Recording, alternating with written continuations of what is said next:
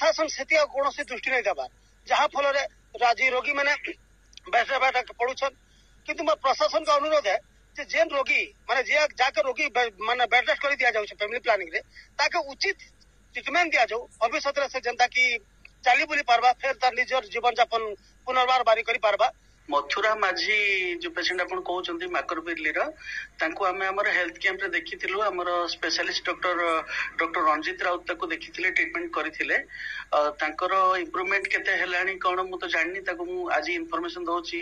ANM दीदी को से जाय कि तार तदारक करिवे और मते खबर देबे जदी इंप्रूवमेंट हेइछि कि नाही ताले मु तांको भी व्यवस्था करबी ट्रीटमेंट पई तांको पठा जीव नुआपड़ा किबा बाहर को पठा पई दरकार पड़ले भी हम पठेबो सब मागणा रे कर। मथुरा माझी क्षेत्र में आवश्यक चिकित्सा सुविधा सह सरकारी योजना जोगाई देबा जरूरी हो पड़ी। नुआपड़ा जिलू झस्के तंत्रणा एवं गोर्जेन भाग्यवान माझी रिपोर्ट।